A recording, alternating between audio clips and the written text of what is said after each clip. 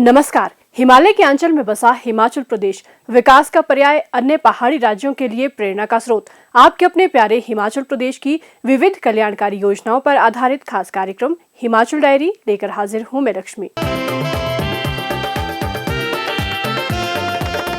तो चलिए कार्यक्रम हिमाचल डायरी की शुरुआत करते हैं अपने पहले सेगमेंट मंत्रिमंडल के निर्णय से।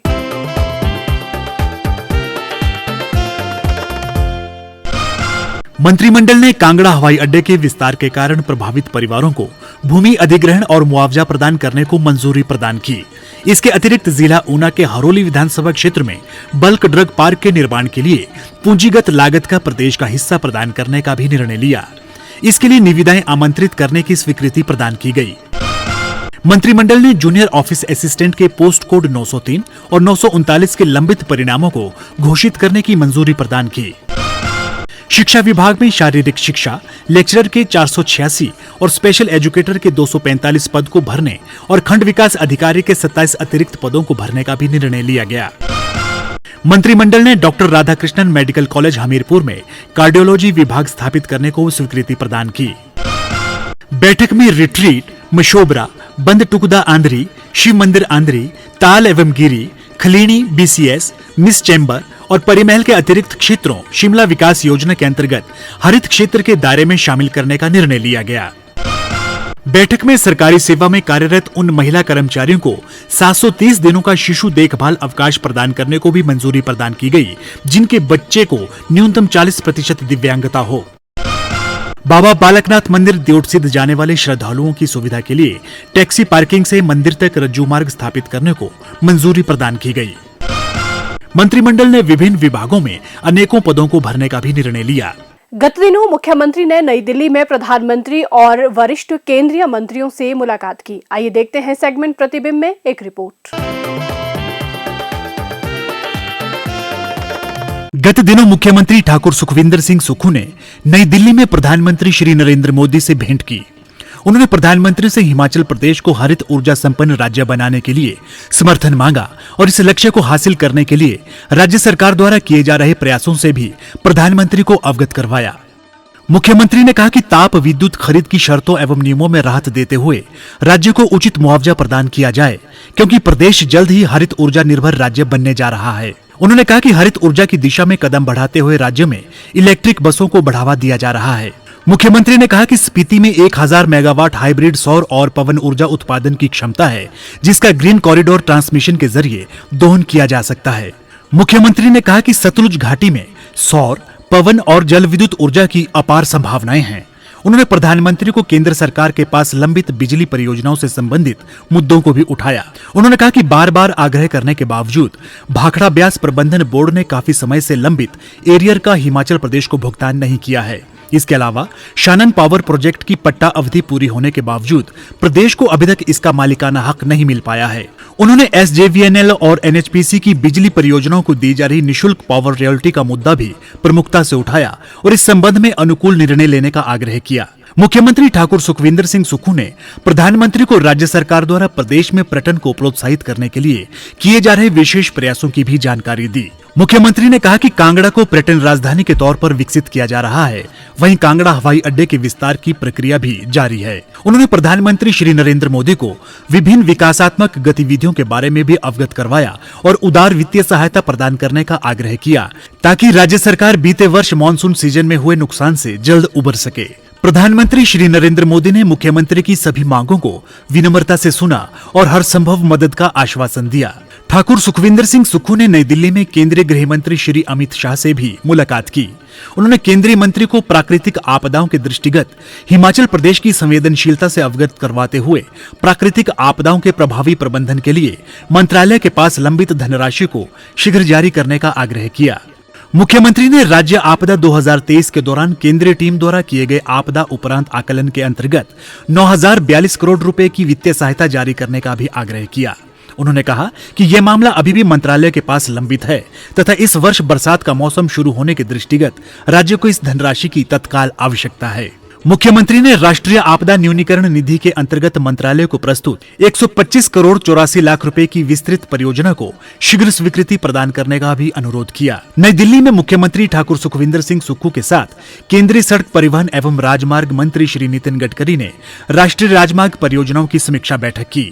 मुख्यमंत्री ने प्रदेश की 39.20 किलोमीटर लंबी रानीताल कोटला और 41.50 किलोमीटर लंबी घुमारवी जाहू सरका घाट सड़कों को राष्ट्रीय राजमार्ग घोषित करने का आग्रह किया। उन्होंने कहा कि इन सड़कों का निर्माण पहले ही राष्ट्रीय राजमार्ग के मानकों के अनुसार किया जा चुका है और सैद्धांतिक रूप से इन्हें राष्ट्रीय राजमार्ग घोषित किया गया है। उन्होंने कहा कि हिमाचल जैसे पहाड़ी राज्य में सड़कें परिवहन का मुख्य साधन है और पिछले 8 वर्षों के दौरान राज्य के लिए कोई भी नया राष्ट्रीय राजमार्ग घोषित नहीं किया गया। मुख्यमंत्री ने राज्य आपदा 2023 के दौरान क्षतिग्रस्त हुए राष्ट्रीय राजमार्गों के साथ लगते विभिन्न राज्य मार्गों के उन्नयन के लिए 172 करोड़ 97 लाख रुपए जारी करने का अनुरोध किया। उन्होंने कहा कि इन सड़कों में कुल्लू मनाली, मंडी कमांद कटोला, बजौरा सड़क और चैल गोहर पंडो सड़क शामिल है। उन्होंने कहा कि पिछले मानसून में प्राकृतिक आपदा के बाद केंद्रीय मंत्री द्वारा राज्य के दौरे के दौरान घोषणा की गई थी कि केंद्र राष्ट्रीय राजमार्गों में से 1 किलोमीटर के दायरे में क्षतिग्रस्त राज्य सड़कों की मरम्मत के लिए केंद्र सरकार धनराशि प्रदान करेगी। श्री नितिन गडकरी ने मुख्यमंत्री द्वारा प्रस्तुत प्रत्येक मामले पर उचित कार्रवाई का आश्वासन दिया। उन्होंने ठेकेदारों को सभी परियोजनाएं समयबद्ध पूरा करने के निर्देश भी दिए। ठाकुर सुखविंदर सिंह सुक्खू ने नई दिल्ली में केंद्रीय स्वास्थ्य एवं परिवार कल्याण मंत्री श्री जगत प्रकाश नड्डा से भी भेंट की। मुख्यमंत्री ने श्री जगत प्रकाश नड्डा को राज्य में स्वास्थ्य क्षेत्र में अधोसंरचना और चिकित्सा सुविधाओं को बेहतर बनाने की प्रदेश सरकार की प्रतिबद्धता के बारे में अवगत करवाया। मुख्यमंत्री ने राज्य के अस्पतालों में स्टेट ऑफ द आर्ट चिकित्सा प्रौद्योगिकी की आवश्यकता पर बल दिया ताकि प्रदेश के लोगों को आधुनिक चिकित्सा सुविधाओं के लिए प्रदेश के बाहर न जाना पड़े। उन्होंने निर्माणाधीन नाहन, चंबा और हमीरपुर चिकित्सा महाविद्यालयों का कार्य पूर्ण करने के लिए धनराशि की मांग की। मुख्यमंत्री ने कहा कि राज्य में विद्यार्थियों को गुणवत्तापूर्ण चिकित्सा शिक्षा सुनिश्चित की जा रही है। उन्होंने राज्य में नर्सिंग का प्रशिक्षण पूरा करने वाले प्रशिक्षणार्थियों को सहयोग देने का भी आग्रह किया ताकि इन प्रशिक्षणार्थियों को विदेश में भी सेवाएं प्रदान करने के अवसर मिल सकें। ठाकुर सुखविंदर सिंह सुक्खू ने प्रदेश की आर्थिकी में बल्क ड्रग पार्क की महत्वपूर्ण भूमिका और स्थानीय लोगों के लिए रोजगार व स्वरोजगार के अवसरों की उपलब्धता के दृष्टिगत केंद्रीय स्वास्थ्य मंत्री से इस पार्क का निर्माण कार्य शीघ्र सुनिश्चित करने के लिए अतिरिक्त वित्तीय सहायता प्रदान करने का भी आग्रह किया।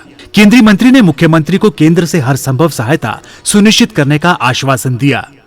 मुख्यमंत्री ठाकुर सुखविंदर सिंह सुक्खू ने नई दिल्ली प्रवास के दौरान केंद्रीय विद्युत एवं ऊर्जा मंत्री श्री मनोहर लाल खट्टर से भेंट कर हिमाचल प्रदेश के विभिन्न लंबित मुद्दों पर चर्चा की। मुख्यमंत्री ने शानन जल विद्युत परियोजना के पट्टे की अवधि पूर्ण हो जाने पर इसके अधिकार राज्य सरकार को वापस दिलवाने तथा इस मुद्दे का सौहार्दपूर्ण समाधान निकालने के लिए केंद्रीय मंत्री से हस्तक्षेप करने का आग्रह किया। मुख्यमंत्री ने केंद्रीय मंत्री से बीबीएमबी के पास कई वर्षों से लंबित बकाया राशि को शीघ्र जारी करवाने का अनुरोध किया। उन्होंने कहा कि वर्षों से लंबित राशि न मिलने के कारण राज्य को भारी नुकसान हो रहा है। मुख्यमंत्री ने स्पीति में मेगा सोलर पार्क के लिए भी सहायता का आग्रह किया।